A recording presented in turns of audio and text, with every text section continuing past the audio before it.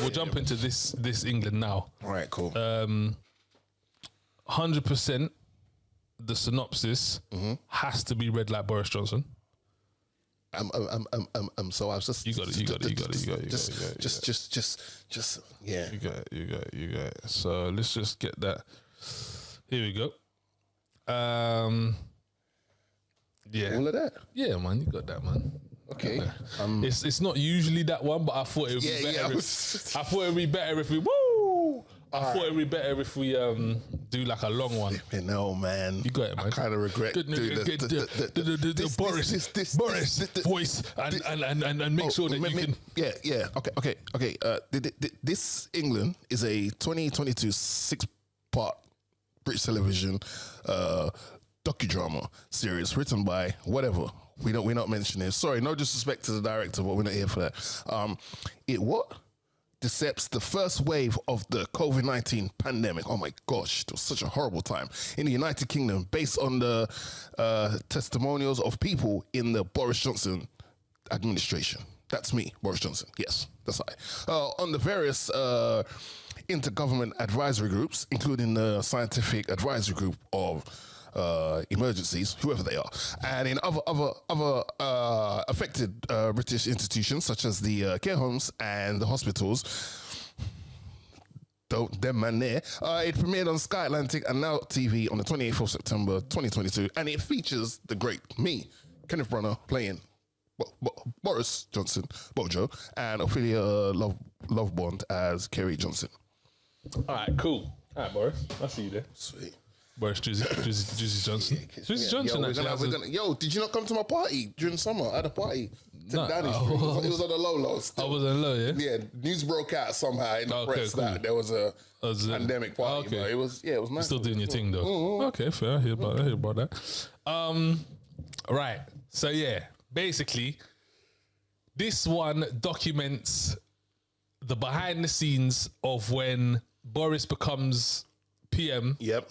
And when the first wave of COVID starts. Yeah. And don't forget, that was in the midst of waiting for Brexit to become official as well. Yeah, get Brexit done. Get Brexit done. Yes. Come on, guys. First of all, what I would like to say is that the casting of this was stellar. Yeah. That was very good. Well done to whoever the casting director of this was. You did a fantastic job because everyone actually really did fit the point. Mm-hmm. Do you know what I'm saying? Even his missus. Yeah. She really looked like her, as well as Dominic Cummings. He really looked like. Yeah, it was mad. He was a bit taller. Yeah, it was I think a bit taller. His head was a bit longer, but he the mannerisms were proper. They was really good. So kudos on that. Yep. You've got actually quite a lot of people in here that are done a bit, actually, to be honest. So you've got Kenneth Branagh in this. Who is the director of one of my favourite Marvel films of all time, The First Thor. Kenneth Branagh? He directed that. Fuck off. And, fun fact, he's the voice, when you go back to Infinity War, he's the voice of the distress call. You know when it starts and you're going... We've been hit, and then it goes to the ship and Thanos, and then Loki and Thor. Yeah. Is That's him? his voice at the beginning of Infinity War. I did not know he directed that, boy. Yeah, he did. Yeah, he directed the first I know he Thor. directed Death on the Nile, which is recent. I know he did that. And then there was one before that as well, didn't he? Yeah. And he was in. I know he's in loads of stuff. Mm-hmm. Like I know he was in Tenet. Yeah. He's in the new Oppenheimer. He's in the new Oppenheimer. One thing Nolan likes his guys. If you're good with Nolan, he reuses them. Oh my gosh! It was like I'm just like leave Michael Caine alone. Yeah, like what the hell, man? That's what I'm saying, bruv. Like one more Michael. Okay. That's what I'm saying. Michael's just chilling off Nolan movies. Like no problem. Like I don't even need to work. You get me? Because he's in Dunkirk as well. He's in Dunkirk. He's been about Kenneth Branagh. Mm-hmm. You also got Andrew Buchanan. I remember him from Broadchurch. Do you remember Broadchurch with David Tennant? It was like an ITV mystery whodunit thing. I remember he was that, but he's been in a lot of stuff as well. Okay. You had a few British. Mm-hmm. Well, they was all British, but you had a lot of British people here that have done a few bits and stuff like that. So he had a very diverse cabinet, didn't he? Well, no, he didn't. They added Rishi after they. Hey, you know what? Yeah. Okay, so that's Kenneth there, right? And the prosthetics, he looks like Boris. There's certain times you do a double take, but that guy, Rishi, who played Rishi Sunak, he might as well have been him. He might as well have been him. Mad. Nah, he was Mad. like I said. The casting of this was really good. They really put effort into that. Yeah, for sure. I would like to know how true this is, because I'm confused at how they could release some of the stuff that they released. Yeah. Because they're basically saying the government's full of fucking liars. Yeah. And from episode 1 to episode 6, full liars.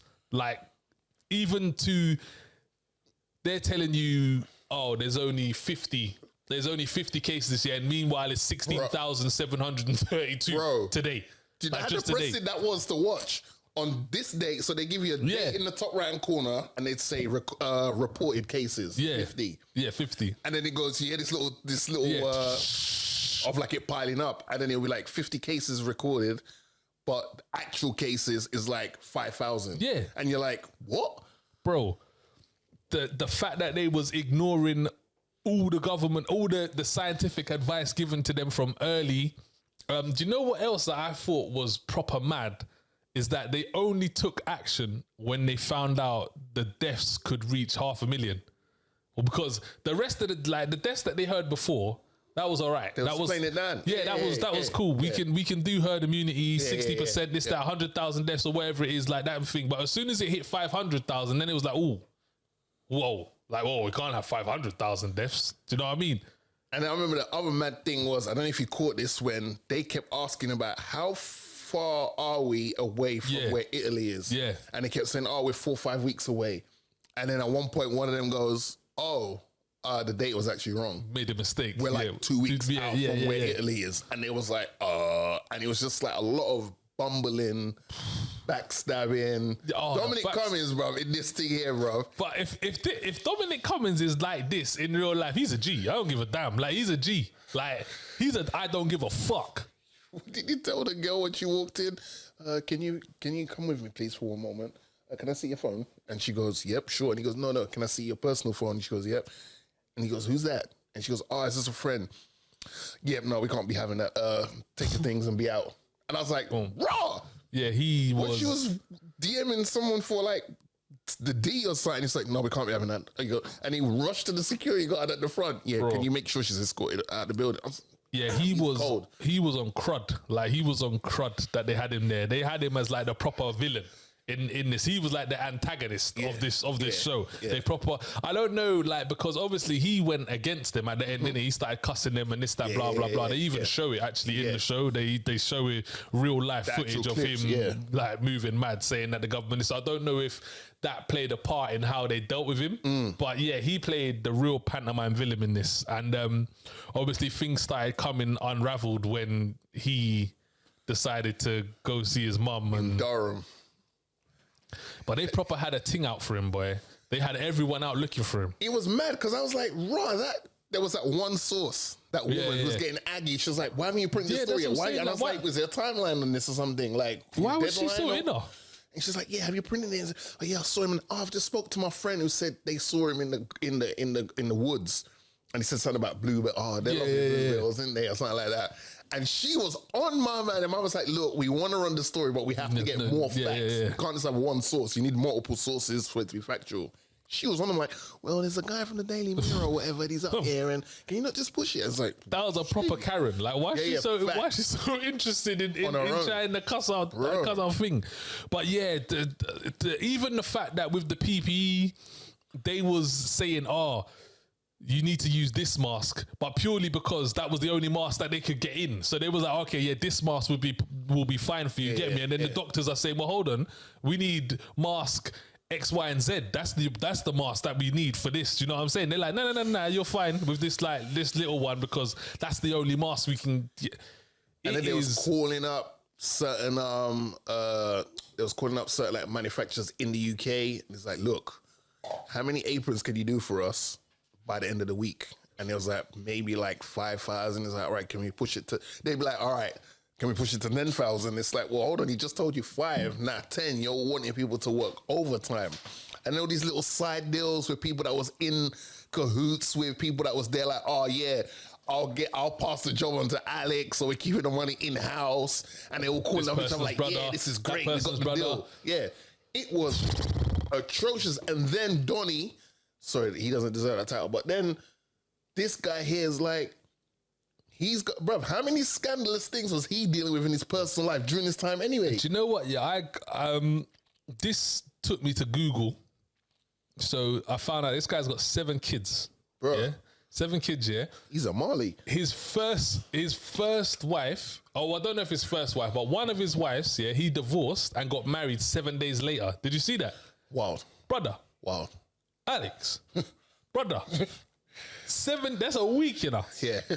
A week, bro. Man was on that Craig David tip, boy. A week. He divorced and got married a week later. Then he divorced that thing. Yeah. And got this thing pregnant like 2 weeks later or something stupid like that.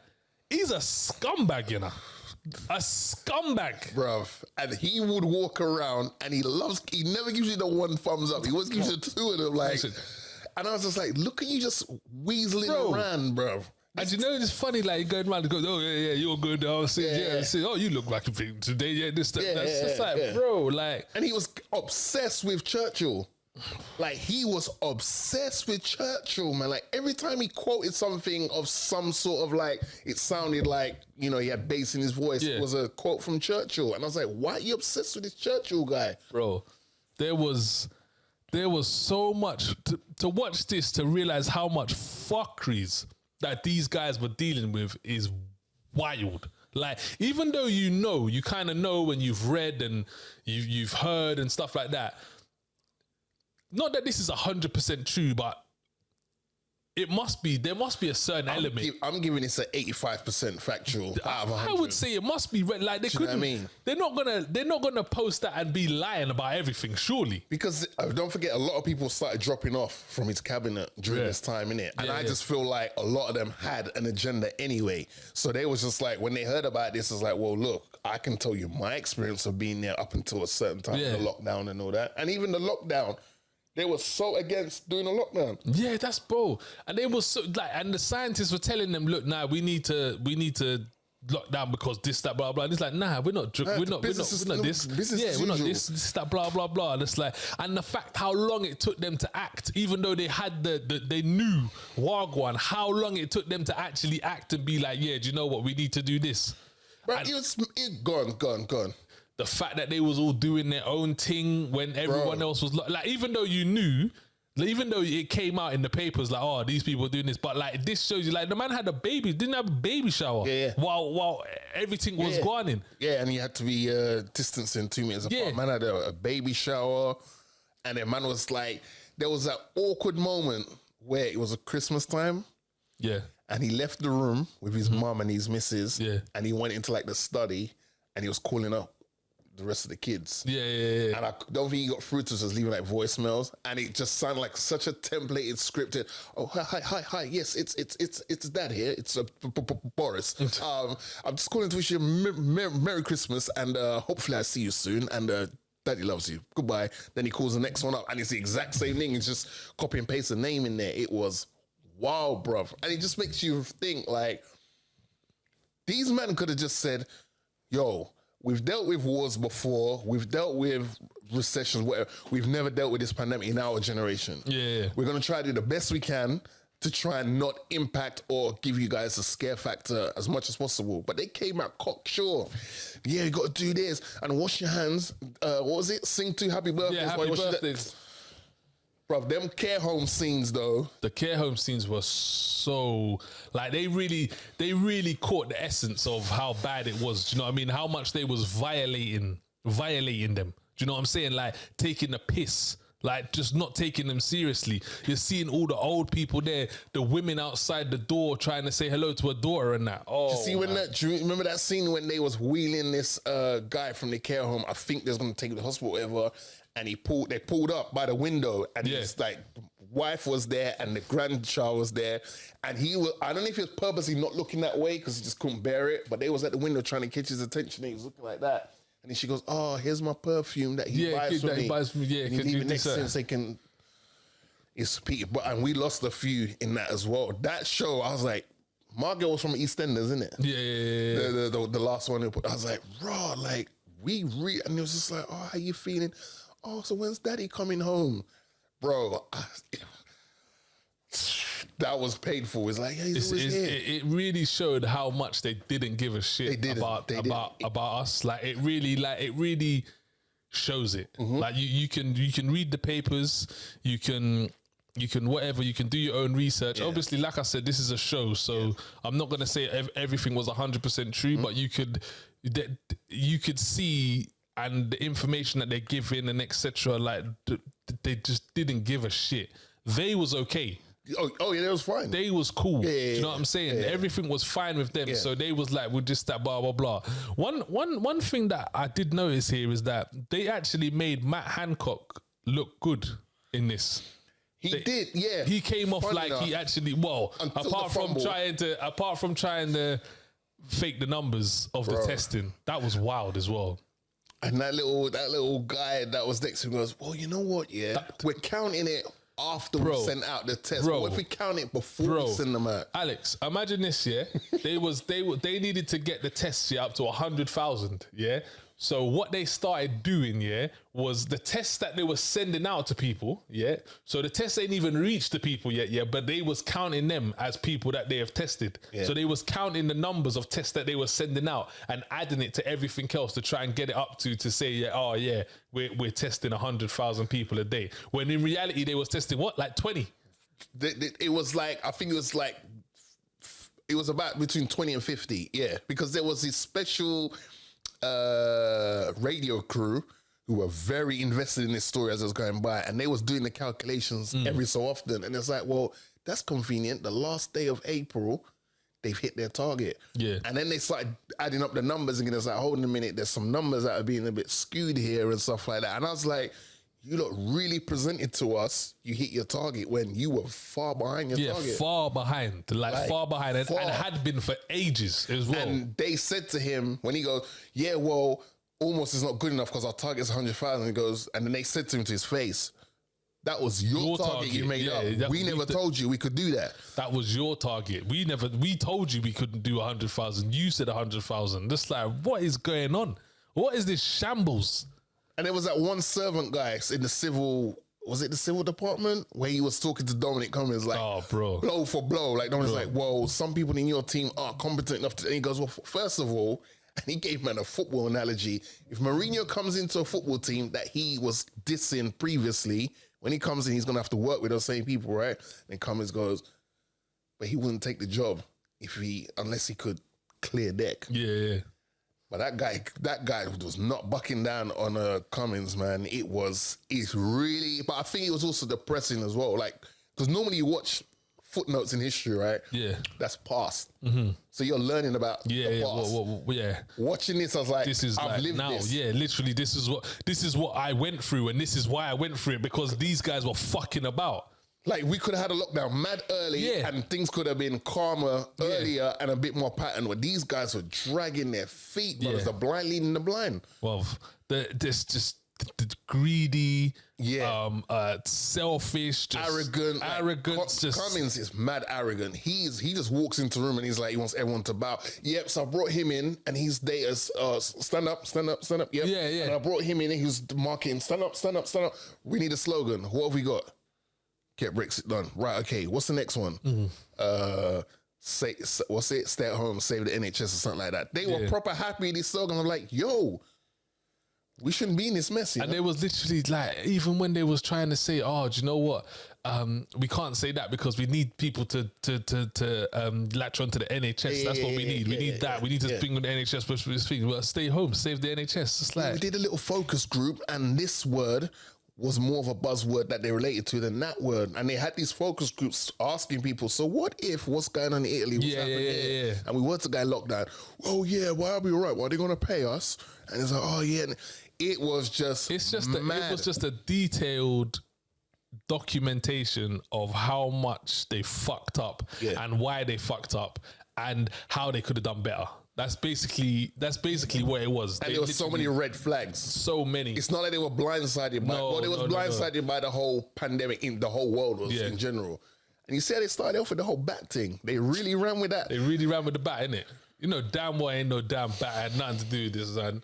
They really tried to be. They really I was like, what is it? I was like, am I still watching the same thing? Because I was like some Morbius thing. Yeah, like, it looked like some horror thing. Yeah. Like, is Bruce Wayne gonna realize he's fear of bats? It was proper horror at the start. Like, right, they're chopping up the bats and shit. I'm like, rotted. It's some horror thing all of a sudden, bruv. Yo, if I was from that community, I'd be. Yeah, they really made them look like fucking little bat eaters. Scoundrels, bruv. Like, raw. Nah, listen, man. Yo. Yeah, this. But to be fair, it was a good kind of insight into what was really going on. Of course, you know what I'm saying? It was a good insight to what was really going on. I like the whole seed of Downing Street, of where it looked like and like what really goes on there and this, that. And he really neglected his wife, boy. Yeah. He really, although they make it out like he really loves her, but she really was just there. He liked that dog more than the wife, bro. That dog was getting walked by everyone. What? Yo. Slut dog. Oh, hey, how you doing? Oh, yeah, sorry. Could you just look after Yeah, because that dog. Yeah, here's the doggy back. Here's the little pooper scoop. I know you didn't know it, bro, but also, like, here, can you just make sure he doesn't leave no shit around? That dog was well looked after, bro. What a job. Imagine you could just be going to work in a suit and the next thing you know, you're walking a dog and picking up shit and nothing you can say about it. It's like, here, take the pooper scoop, man. And I was really like, there was moments where he realized how bad it was. Yeah. But listen, pride is a deadly human characteristic, man, because none of them wanted to admit they were wrong until it was at the other end of it, and then there was like, he's now like, yeah, Dominic, you messed up. Yeah. But it's like, nah, everything starts from you. You okay and approve everything.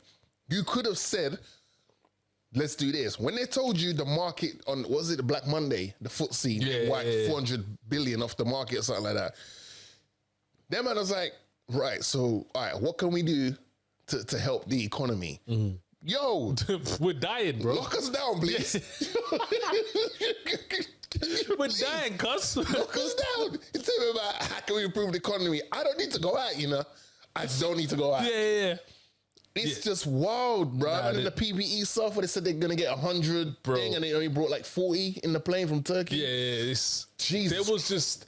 We could sit here for hours and detail how many mistakes and red flags that... Bro, this is the Jeffrey Dahmer of politics, bro. This is the Jeffrey Dahmer. Bro. Too many red flags, bro. Yeah, there was... And nothing happened. They really fucked up. And do you know what? I wouldn't be surprised in like 20, 30 years if something comes back on these people. Because they really...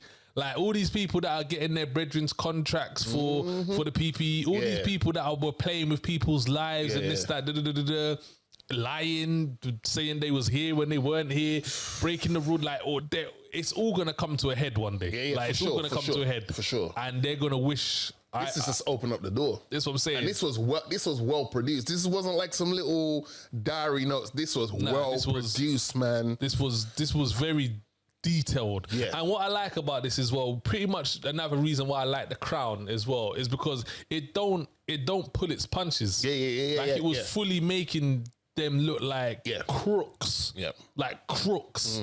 I'm pretty confused at how this was allowed to be made, to be honest.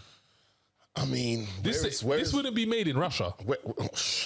I'll tell you that much. Yo, man. Everybody's dead. We're episode 84. Let's try to get to 100. I'll tell you, everybody's dead. Let's not mention the R word. So I'm confused how they could make this and just document everyone's fuckeries and everyone's still moving on. But again, I think because so many enemies came out of this from within the team, they just wanted to see the empire crumble. What did they say? The best way to make an empire crumble was to start from within. So everyone that was getting your fight, come on, that girl Dominic Cummings fired in like the first 5 minutes. You think she was at home, like she gets a call, would you like to share it? You know what? Nah, it's all right. I mean, Dominic, he fired me, but we had a good rapport. Yo, listen, how long have we got? Yeah. You know what I mean? It was funny to see the story arc of people being really into it. Yeah. Like, oh yeah, they got this, that, and then it's like, nah, fuck that. Like, I need to get for myself. Do you know what I'm saying? This is all for myself. And it was, and then it just started imploding at the end, and people just be like, boy, backstabbing galore. There was that one bald-headed guy, looked like Penfold. Oh, Lee Kane. Yeah. He was the, so he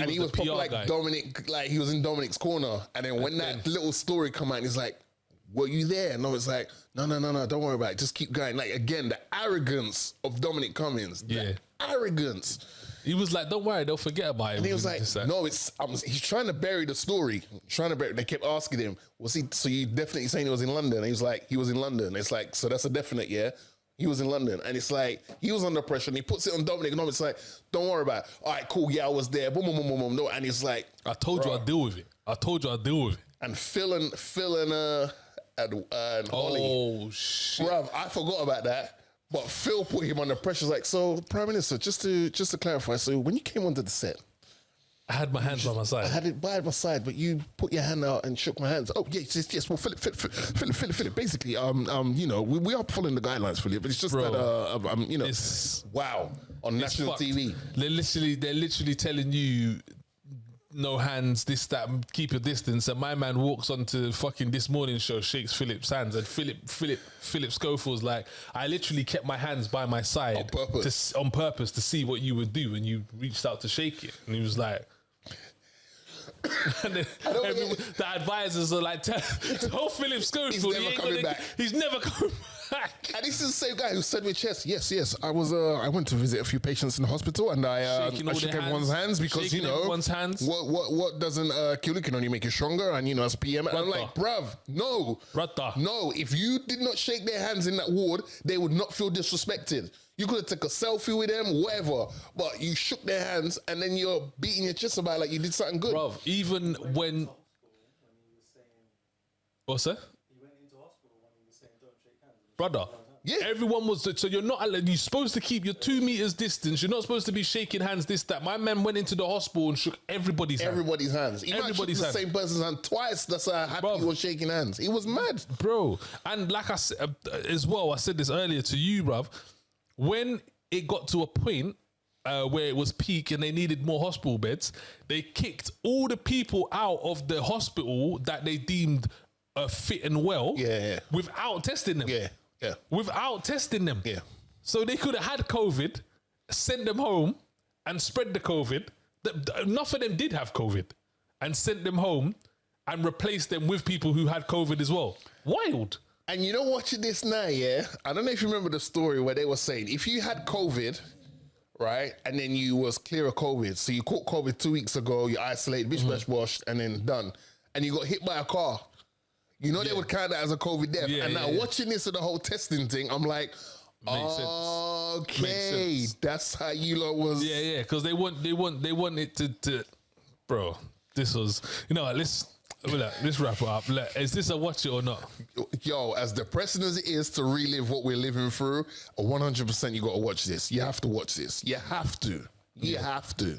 This is 100% watch it, because this is just like everything you thought was happening was happening. Like everything you thought, all the corruption, all the fucking lies, all the don't trust the government shit, and that people. Do you know what else? Actually, do you know what this is good? Do you know what this is good? This is for all you pussios that was like, oh, COVID this, COVID that, the government this. We need to list the government. You fucking wankers.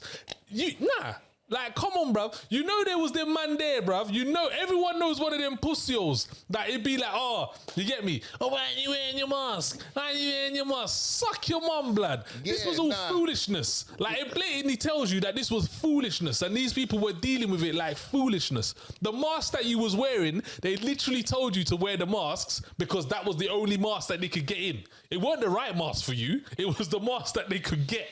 Wild, bruv. Wild. It's disgusting. When you think about it and how you was moving around. Do you remember the first mask that they had? The big old mask that you had to wear first. But they couldn't source them no more. So they gave you the little plastic things. Looking like Master Chief and all that, man. Come on now.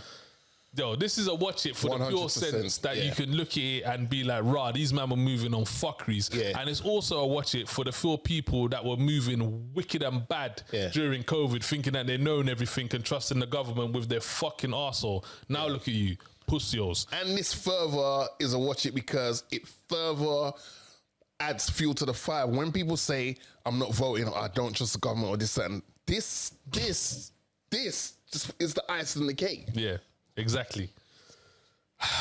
This was a tough watch, to be honest. It Just was, like, right, these people depressing. are taking a piss out of a man's life. You know, because they're dealing with real life. You know what I'm saying? Lives. Bro, oh gosh. All right, I know we're going to move up. There's too many. Do you remember when they was handing around the forms to people in their deathbeds?